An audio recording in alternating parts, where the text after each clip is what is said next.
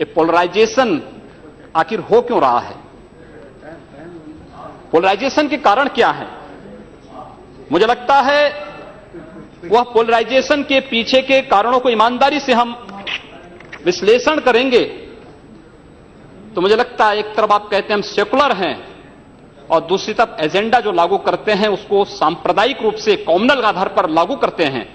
इस देश में 12 लाख से अधिक साधु संत और पुजारी रहते हैं, लेकिन ये लोग इमामों के लिए वेतन की घोषणा करते हैं, एक पक्षीय कार्रवाई करते हैं। क्या एक सेकुलर एजेंडा है?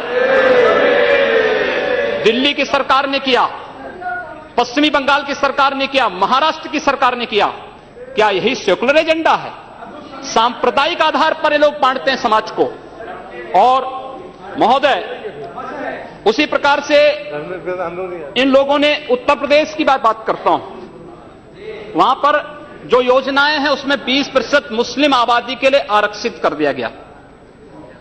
कब्रिस्तान की बाउंड्री वाल के नाम पर गांव-गांव में विवाद खड़ा करके 300 करोड़ रुपया उसके लिए आवंटित किया जाता है। गांव-गांव में उसके माध्यम से विवाद खड़ा किया जाता है।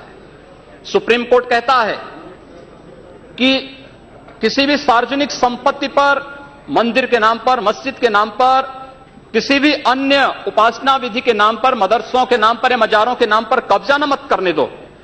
लेकिन उत्तर प्रदेश में कब्रिस्तान की बाउंड्री वाल के नाम पर धड़ल्ले से एक काम चल रहा है, कोई रोक टोक नहीं, क्योंकि शासन की ये मंशा है, इसलिए प्रशासन उसमें बोलता नहीं। क्या सांप्रदायिक ध्रुवीकरण नहीं होगा? उसी प्रकार से उससे भी खतरनाक स्थिति, आतंकवादियों पर दायर मुकदमे वापस लिए जाते हैं। आतंकवादियों पर दायर मुकदमे वापस लिए जाते हैं। इस देश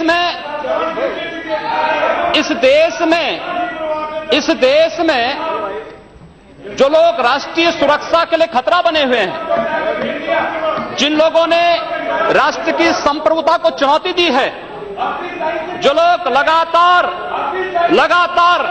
भारत की संप्रभुता को चुनौती दे रहे हैं और देश में हिंसा को बढ़ावा दे रहे हैं, उन लोगों पर दायर मुकदमे, चाहे वह राम जन्मभूमि पर आतंकी हमले का मामला हो या संकट मोचन मंदिर काशी में सीआरपीएफ कैंप रामपुर का मामला हो या गोरखपुर के सीरियल ब्लास्ट का मामला, रघुनाथ मंदिर, ये जितने भी मामले हैं, इन सभी मामलों में जिन आतंकवादियों के खिलाफ मुकदमे दर्ज हुए थे, उत्तर प्रदेश की सरकार ने वोट बैंक के लिए उन मुकदमों को वापस लेने का कुत्सित प्रयास किया। न्यायालय अगर बीच में नहीं होता तो संभवतः अब तक वे आतंकवादी बाहर छूट करके पुनः नरसंहार कर रहे होते, जिस प्रकार से उत्तर प्रदेश के अंदर और प्रदेश के अंदर हुआ है। और उसके बाद भी ये कहते हैं कि सांप्रदायिक हिंसा बनी रहे। महोदय, चर्चा का विषय होना चाहिए कि आखिर सांप्रदायिक कौन है? कौन है सांप्रदायिक? कौन सांप्रदायिक है? और मुझे लगता है इस पर चर्चा होना बहुत आवश्यक है।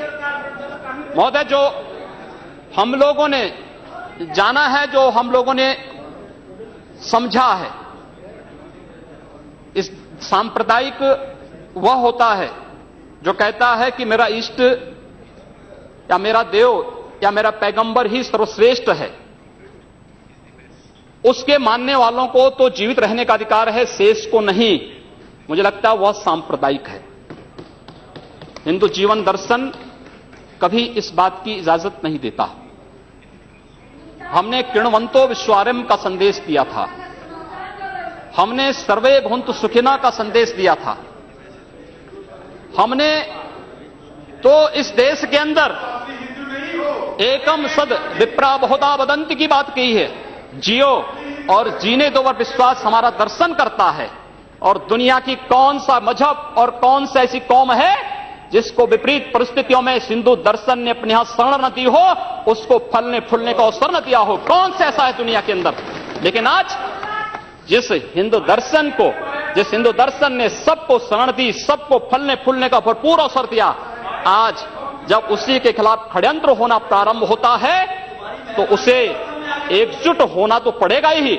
और मुझे लगता है इन लोगों के कर्मों का फल है कि पूरे देश का हिंदू जनमानस आज इस बात के लिए तैयार हो रहा है कि उसके खिलाफ आज शासन तंत्र से जो षड्यंत्र हो रहे हैं उसका जवाब अपने स्तर पर देना ही पड़ेगा।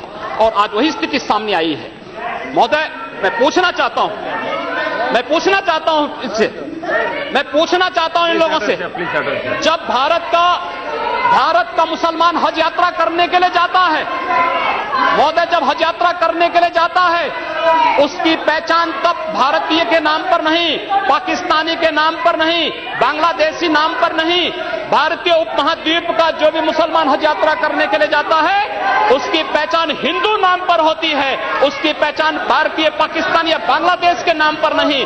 लेकिन अगर उसी हिंदू पहचान को हम इनके ऊपर यहां पर लागू करने का प्रयास करते हैं, इनको बुरा लगता है। हिंदू सांप्रदायिकता नहीं, हिंदू राष्ट्रीयता का प्रतीक है, और भारत की राष्ट्रीयता का प्रतीक हिंदुत्व को बदनाम करोगे तो उसकी कीमत चुकानी पड़ेगी इन लोगों को।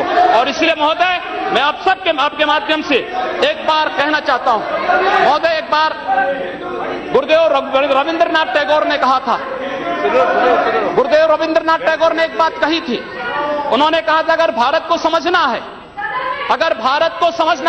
बैठ जाइए आप, फालतू बात करते हैं। महोदय, उन्होंने कहा, गुरुदेव रविंद्रनाथ टैगोर ने एक बात कही थी, और उन्होंने कहा था कि अगर भारत को समझना है तो मैं भारतीय अस्मिता को पहचानना पड़ेगा, और भारतीय अस्मिता को पहचानना है तो स्वामी विवेकानंद के बारे में आप जान लीजिए।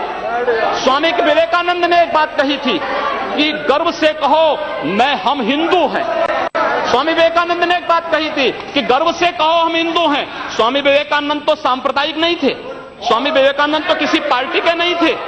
स्वामी विवेकानंद ने तो भारत का प्रतिनिधित्व किया था पूरी दुनिया के अंदर, और दुनिया के अंदर जो हिंदू आज पूरे देश के अंदर, पूरी दुनिया के अंदर अपनी सहिष्णुता के लिए पहचाना जाता था, आज उस हिंदू के साथ किस प्रकार का व्यवहार किया जा रहा है, वह कश्मीर से विस्थापित होता है, उसे कश्मीर से निकाला जाता है।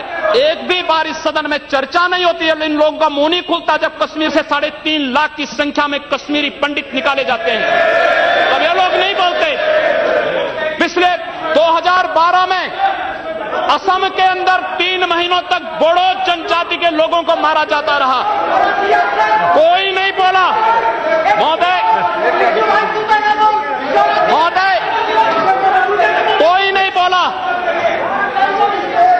जम्मू कश्मीर के बाद, जम्मू कश्मीर के हिंदुओं के मारने पर कश्मीरी पंडितों को उनके घरों से बेदखल कर दिया गया, एक भी बार ये लोग बोले नहीं, इनको पीड़ा नहीं हुई। दुनिया के अंदर ये अपने आप में बिरला उदाहरण था जहां पर अपने ही देश में अपने ही जानने वाले लोग विस्थापित होकर के खाना बदोश की जिंदगी जी रहे हैं। उस शर्मनाक घटना की निंदा एक भी बार इन लोगों ने नहीं की। मुंबई के दंगों पर ये लोग मौन रहे, जमशेदपुर और भागलपुर के दंगे कांग्रेस के समय हुए थे, एक भी बार इन लोगों ने उस पर चिंता व्यक्त नहीं की। और तो और 1984 में इस देश के अंदर जिन सिख गुरुओं का योगदान इस देश को बचाने